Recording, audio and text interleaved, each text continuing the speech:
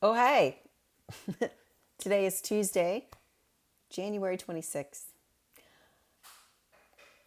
Genesis chapter 26 is the continuation of the ancestral narrative in the lineage of Isaac, and you get a little picture of who Isaac is.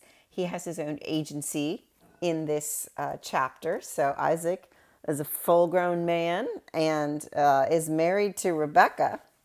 And we have the story of Isaac meeting his dad's old buddy, Abimelek. Love saying that name. And so Isaac and Rebekah settle in the land of Gerar. And they are there. And because, again, Isaac, just like his father Abraham, was an alien in the country, in the region, he is in fear that his beautiful wife, Rebekah, will be the death of him because of a man wanting to kill him in order to take his wife. And so he gets the great idea to say, "She is my sister," just like his father before him. So Abimelek apparently catches them making out or something and says, "So she's your wife?" And Isaac has to explain himself. And Abimelek is angry and he dresses Isaac down and says, "You can't do this. Somebody could have slept with your wife thinking it was your sister and it brought calamity upon all of us. This is not good." You know, he'd already fall victim to this with Abraham and Sarah, so he's angry. So he backs up Isaac and says, "Nobody can harm a hair on either one of their heads. Don't take this man or his wife. Don't do anything bad to them. They are aliens," but he kind of gives them immunity in that, not immunity, but like naturalization almost. Like I'm Abimelek, I'm the leader here, and these are people you're not to touch or harm. So Isaac starts planting seeds and creating, and he prospers. God blesses him. And Abimelek becomes jealous, concerned. What if Isaac can be a usurper? He's a threat to his power. It's become too powerful. So Abimelek sends Isaac away. And Isaac has to leave that land and go in the valley area. And so Isaac goes there, and the first thing you need, what means life, and also, for farming and agriculture, is irrigation. So he tries to dig a well. He digs a well, and the people take it from him. He digs another well, and the people take it from him. And there's like this contention over the well. So there's all these problems. So first well, all these problems. Second well, all these problems. Third well, he keeps it. And this is where we get the phrase, "the third time's the charm." Just kidding. I have no idea if that's true, but that's what happens. So could be.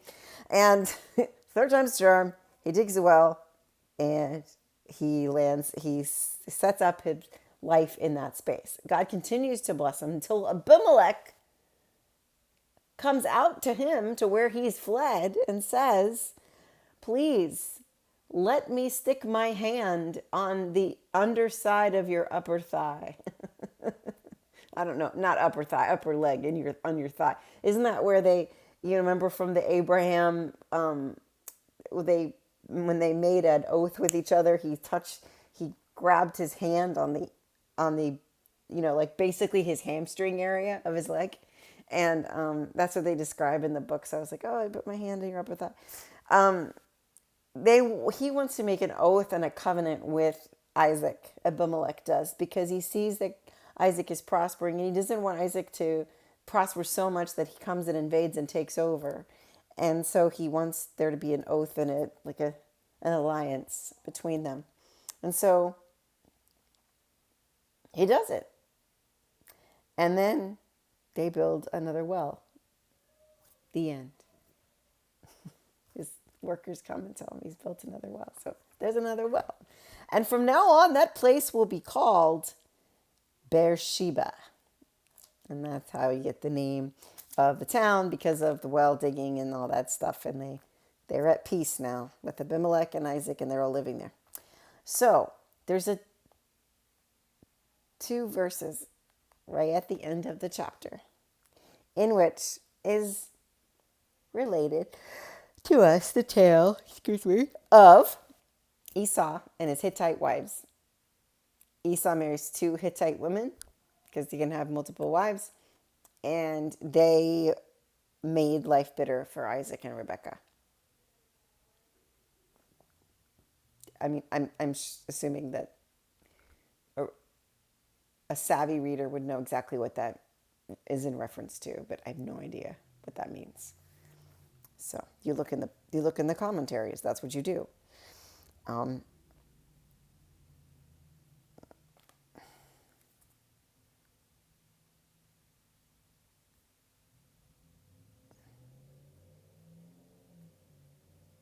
No, it's just a way of saying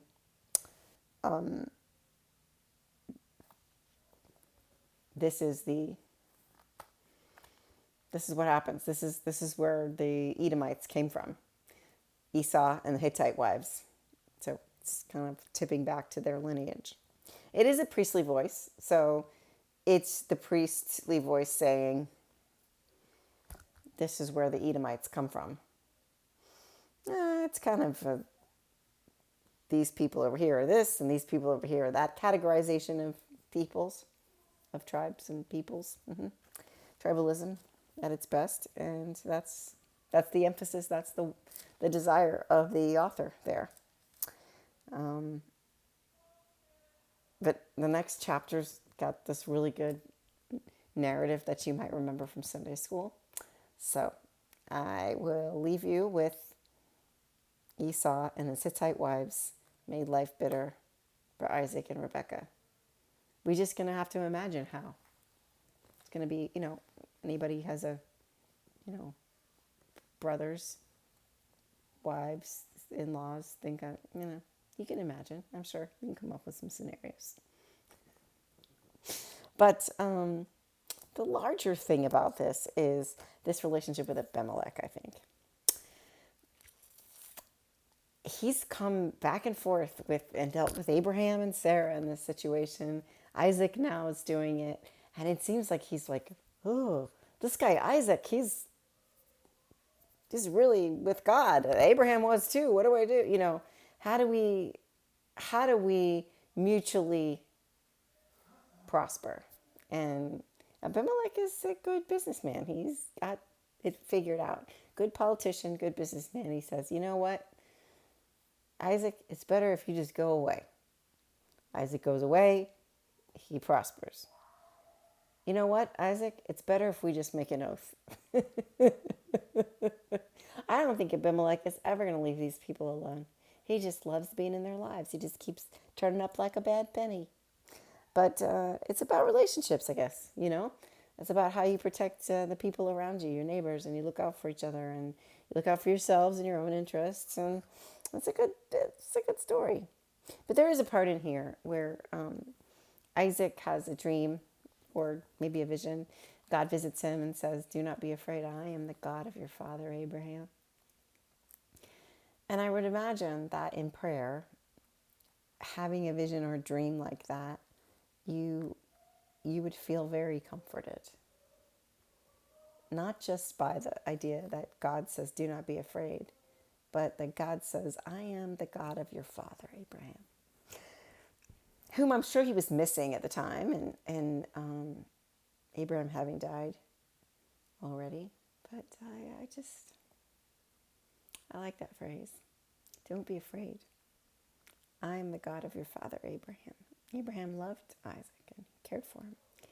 And so it feels good. It feels, you feel confident in that love. But now we get to see what happens between the brothers, the two sons of Isaac. So that'll be tomorrow. God bless you.